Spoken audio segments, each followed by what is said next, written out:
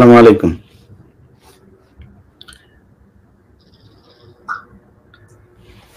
আপনারা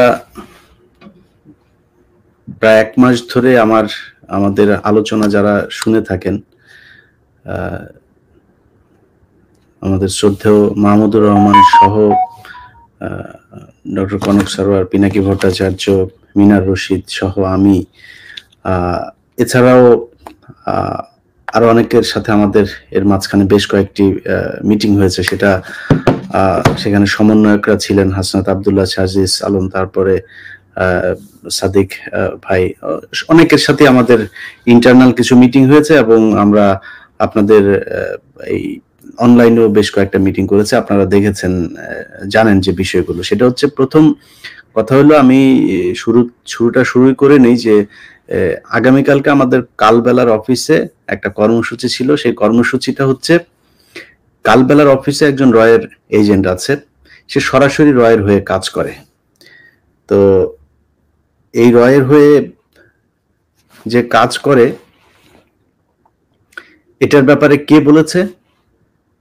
যেই ব্যক্তিরা গুম হয়েছিল এই গেল 15 বছরে, এই গুম হয়ে থাকার মানুষগুলো নিজে যখন বিভিন্ন জায়গায় গুম হয়েছিলেন, সে অজ্ঞাত স্থানে এই সন্তোষ শর্মা নিজে সেখানে গিয়েছে।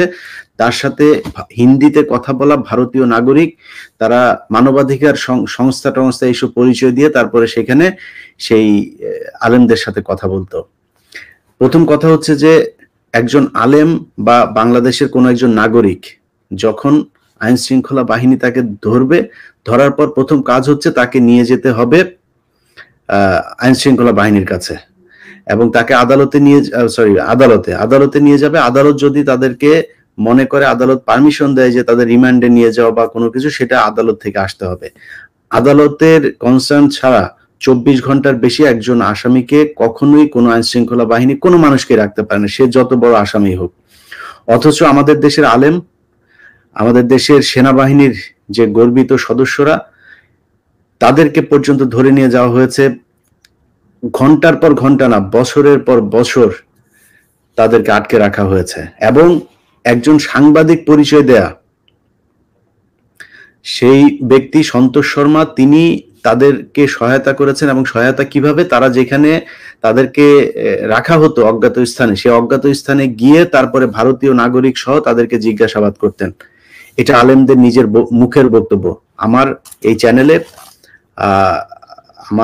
আপনারা আগামীকালকে একটা প্রোগ্রাম দেখবেন, এবং আগামীকালকে আমার এখানে জসিমউদ্দিন রহমানী, তারপরে হারুন ইজহার সহ আরো কয়েকজন আলেম থাকবেন লাইভে কালকে রাত 9টার সময়। এবং তার পরের দিন আমি একটা প্রোগ্রাম আপলোড দিব। আমি আজকের মধ্যে চেষ্টা করব সেই কাজটা শেষ করার। ইনশাল্লাহ পরশুদিন আপনাদেরকে একটা প্রোগ্রাম দিব, এবং এই সপ্তাহের ভেতরে আমি 2টা প্রোগ্রাম আপনাদের সাংবাদিকদের ব্যাপারে দিব। আপনারা বাংলাদেশের মানুষের কাছে আমার মানে বিচার, কি বলবো, যে আপনাদের কাছে আমার অনুরোধ থাকবে, আপনাদের কাছে ন্যায় বিচার চাই, যে এই দেশে আলেমদেরকে এইভাবে ধরে নিয়ে যারা সাংবাদিক পরিচয় দিয়ে এইভাবে নির্যাতনের সাথে জড়িত থাকতো, সেই ধরনের একজন ব্যক্তি বাংলাদেশে সাংবাদিকতা করবে এই স্বাধীন দেশে, এটা যদি বাংলাদেশের মানুষ মেনে নেয়, এটা যদি বাংলাদেশের এখন যে সরকার আছে সেই সরকার মেনে নেয়, পুলিশ প্রশাসন মেনে নেয়, তাহলে আমার আর কিছু বলার নাই। সকালে আজকে ঘুম থেকে ওঠার পরেই বেশ কিছু জায়গা থেকে ফোন এসেছে, এবং আমাদের সাথে যারা ছিল তাদেরকেও বিভিন্ন জায়গা থেকে জানানো হয়েছে যেন আমাদের এই যেই প্রোগ্রামটা আগামীকালকে ছিল সেটা স্থগিত করা হয়। সেই স্থগিত করার কারণ হিসেবে তারা দাবি করেছে যে এখানে দুষ্কৃতিকারীরা থাকতে পারে, থেকে তারপরে একটা কোনো পরিস্থিতি তৈরি করতে পারে, সেটা যেন করা না হয়। আমি যাদের সাথে কথা হয়েছে আমি সবাইকে বলেছি যে আমরা ঠিক আছে, এই শুক্রবারে করার কথা ছিল, আমরা পরের শুক্রবারে করবো ইনশাল্লাহ। সো পরের শুক্রবার, অর্থাৎ যেই শুক্রবার আজকে ভোর হলে যে শুক্রবার হবে, তার পরের শুক্রবারে 3টায় আমরা কালবেলা অফিসের ঘেরাও না, আমরা কালবেলা অফিস বন্ধ করতে চাই না, আমরা কালবেলা অফিস দখলও করতে চাই না। আমাদের বক্তব্য একদম পরিষ্কার। আমরা চাই যারা এই দেশে গোয়েন্দা সংস্থার, পার্শ্ববর্তী একটি দেশের গোয়েন্দা সংস্থার হয়ে কাজ করে যারা এই দেশের আলেমদেরকে হত্যা করেছে, এই দেশের সেনাবাহিনীর অফিসারদেরকে বছরের পর বছর ধরে বন্দি করে রাখতে সহায়তা করেছে, তারা এই দেশে সাংবাদিকতা করতে পারে না। এরা মূলত ভারতের চর, এবং ভারতের চর হয়েই তারপরে আমাদের এই দেশে এখন সাংবাদিকতার মোড়কে তারা তাদের এজেন্ডা প্রতিষ্ঠিত করতে চায়।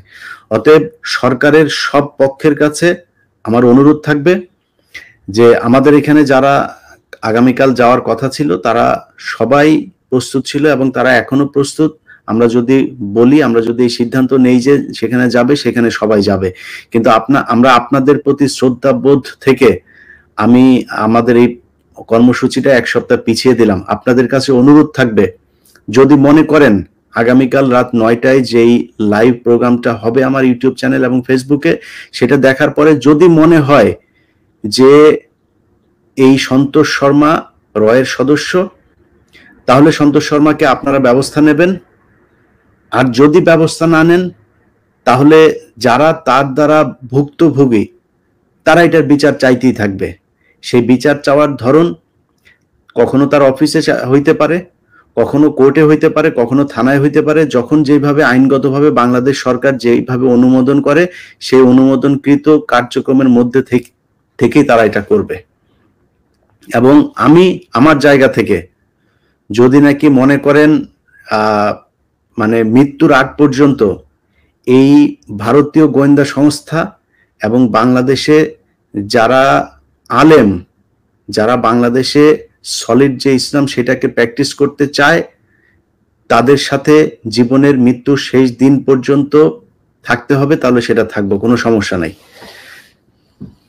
আমার যারা কিনা এটার সাথে ছিলেন তাদের সবাইকে, যারা যারা এটা দেখছেন আমার এই ভিডিও, তাদের সবাইকে বলবো যে আগামীকাল রাত 9টায় অবশ্যই আমাদের লাইভটা দেখবেন, সেখানে বিস্তারিত কথা হবে। এবং আগামীকাল যেটা হওয়ার কথা ছিল 3টার সময়, সেই প্রোগ্রামটায় ওইখানে কেউ যাবেন না। এবং আমাদের ওইখানে যদি কোনো ঘটনা ঘটে সেটার জন্য আমরা কেউ দায়ী না, এবং আমরা এটার দায়িত্ব নিব না। আমি পুলিশ প্রশাসন থেকে গোয়েন্দা সংস্থা সবার কাছে আমি আমার জায়গাটা পরিষ্কার করে নিচ্ছি যে আমাদের প্রোগ্রামটা হবে কাল শুক্রবারের পরের শুক্রবার। অতএব আপনাদের হাতে 1 সপ্তাহের সময়। এই 1 সপ্তাহের ভেতরে আগামীকাল রাত 9টায় যে আলেমরা অভিযোগগুলো করবে, সেই অভিযোগের পরে যদি ওইসব সাংবাদিকদের ব্যাপারে ব্যবস্থা না নেন, তাহলে আইনগতভাবে, আপনারা যেহেতু আইন দেখাচ্ছেন, আমরাও আইনগতভাবে যেটা করা দরকার সেটা আমরা করব। এবং এটার জন্য যদি নাকি কোনো আন্দোলনে যেতে হয়, সরকারকে যদি মনে করেন জানানোর জন্য যদি নাকি তাদের কাছে কোনো কি বলে কোনো চিঠি দিতে হয়, কিংবা তাদের কাছে গিয়ে যদি কোনো ধরনের দাবি জানানোর প্রয়োজন হয়, তাহলে সেটাও তারা জানাবে। কিন্তু আমাদের পক্ষ থেকে এরকম কোনো কর্মসূচি নাই যে আমরা কালবেলা দখল করব, কালবেলা বন্ধ করে ফেলবো, কালবেলা এখানে থাকতে পারবেন, এরকম কোনো কর্মসূচি আমি দেই নেই। আমাদের এখানে আমরা এই ধরনের কোনো আলোচনা হয়নি। বাট আমরা যেটা বলেছি যে আমরা প্রথমে যাব, আমাদের দাবি জানাবো। আমাদের দাবি যদি যৌক্তিক হয়, দাবি মানতে হবে। দাবি যদি না মানে, তাহলে দাবি মানানোর জন্য যেভাবে একটা সভ্য দেশে, যে দেশে আইন আছে, সেই দেশে যেভাবে যে পন্থা আছে, আমরা তাদের বিরুদ্ধে মামলা করব, থানাকে মামলা নিতে হবে। মামলা নিয়ে আপনি তদন্ত করবেন যে কালবেলার এই সম্পাদক সে রয়ের এজেন্ট কিনা এবং সেই আলেমদের সাথে এই কাজটা করেছে কিনা। সো তখন আইনগতভাবে দেখা হবে। যাই হোক, এটাই হচ্ছে মূল বিষয়, আপনাদেরকে যেটা জানানোর জন্য এসেছিলাম।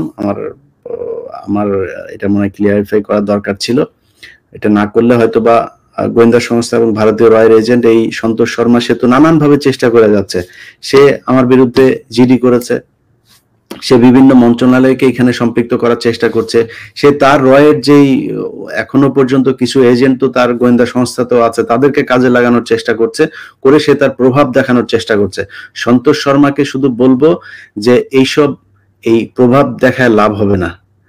আমরা রেসপেক্ট করে কালকের প্রোগ্রামটা স্থগিত করছি। এই সরকারের আমরা প্রতিদ্বন্দ্বী না, এই সরকারের আমরা সমর্থক। আমরা এই সরকারের কি বলবো যে আমরা একটা পার্ট। অতএব আমরা তাদের যেভাবে কমফোর্ট ফিল করে আমরা সেইভাবেই করতে চাই। কিন্তু যেটা চাই সেটা আমরা চাই, যেটা চাই সেটা চাই না তা না, কারণ আমাদের এই দাবিটা যৌক্তিক।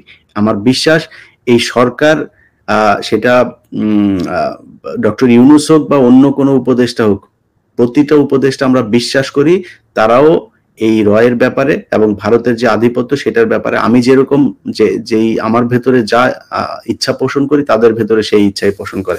অতএব তারা আমাদের শত্রু না, আমরা সরকারের সাথেই কাজ করতে চাই এবং সরকার যেভাবে চাবে